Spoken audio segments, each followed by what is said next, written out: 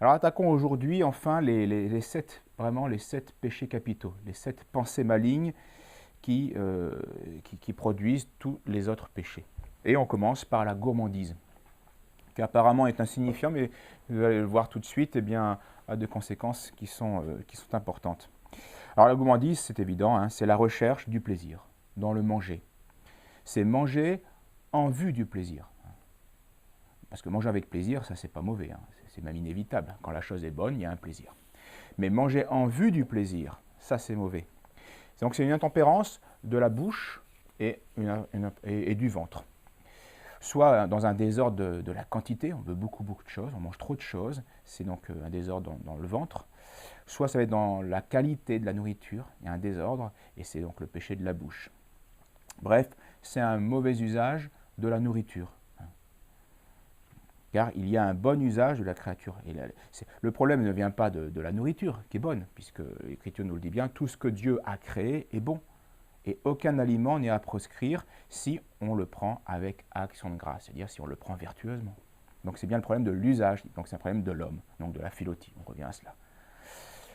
Le vice donc de gourmandise consiste à manger pour une finalité contraire à la nutrition, parce que c'est ça la finalité première. Ouais, c'est pas la seule. Dieu nous a donné des aliments pour refaire nos forces, pour être utiles à nous-mêmes d'abord, aux autres, et puis pour servir Dieu.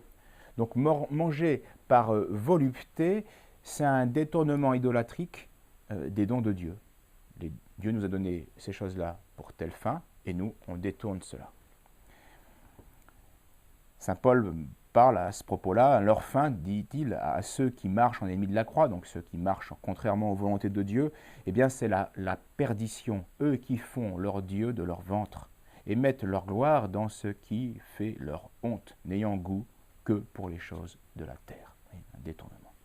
Alors, la nourriture, dans ce cas, bien, devient un objet de préoccupation déréglée, et au lieu d'être vue comme un don de Dieu, pour remédier à notre faiblesse, et qui doit donc provoquer chez nous bien l'action de grâce, puisque c'est une aide que Dieu nous apporte. D'où l'habitude catholique de dire des prières juste avant le repas et juste après le repas, ce qu'on appelle le bénédicité. Eh bien, on va le voir à ce moment-là, la nourriture comme un bien absolu dont on fait le centre de notre être. On vit pour cela. Alors, la nutrition conduit bien à Dieu. La nutrition, avec usage d'action de grâce, conduit à Dieu, tandis que la gourmandise sépare de Dieu. C'est l'adage bien connu, hein, on se nourrit pour vivre, on ne vit pas pour se nourrir.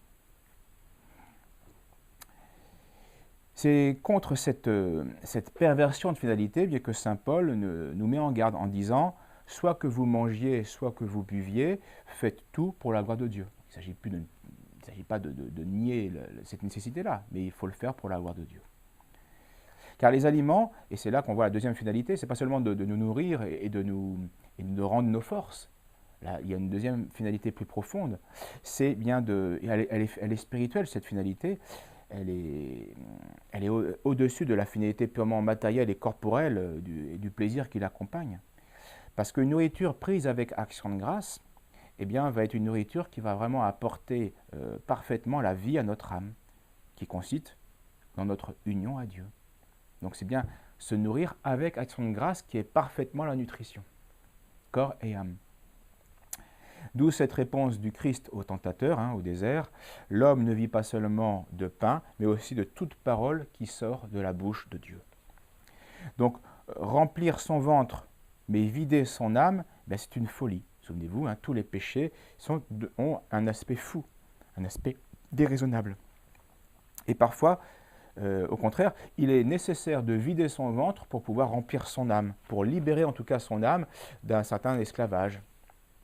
Et tous les pères sont formels, tous ont remarqué que l'excès d'aliments, ou l'excès d'attention aux choses de la nutrition, privait l'esprit d'une certaine énergie, même intellectuelle, mais aussi spirituelle, alourdissait l'esprit et le plongeait dans un état d'obscurité, de torpeur spirituelle, d'abattement, bêtise. Et cette pesanteur nuit évidemment au combat spirituel qu'il nous faut mener pour la vertu. Et ça va donc gêner la prière, qui est la respiration de l'âme, entre l'âme et Dieu. Par des imaginations impures, trop manger trop richement, eh bien, pourrit l'imagination ou alors donne des images extravagantes. Donc c'est pas nécessairement un péché, mais c'est nuisible à notre état de santé. Donc cet état malin eh bien, va engendrer quantité de désordre. Et Saint Jean Climac, qui se met à la place de la gourmandise, bien fait parler la gourmandise comme une mère qui enfante des enfants, hein, ses conséquences. Et voici ce qu'il dit. Mon premier fils, dit la gourmandise donc, est l'aiguillon de la volupté. C'est-à-dire qu'on va être plus tenté charnellement. Et mon deuxième fils, c'est l'endurcissement du cœur. Ça nous replie sur nous-mêmes. Et mon troisième, c'est le sommeil, donc la stérilité. Je produis encore un déluge de mauvaises pensées, une source de quantité de corruption et une mer sans fond d'impureté.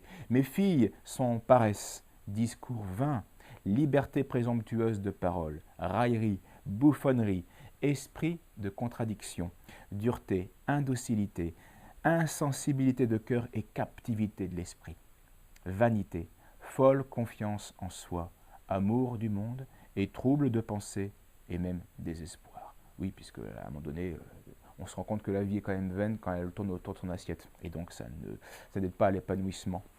Alors on le voit bien, cette courte description eh bien, nous fait comprendre que la gourmandise mérite bien sa place dans les péchés capitaux, parce qu'elle engendre quand même une quantité de dommages qui ne sont pas à mépriser, pas à prendre à la légère, puisqu'ils sont fort nuisibles. Voilà, la prochaine fois, nous verrons la luxure. Merci, à la prochaine fois.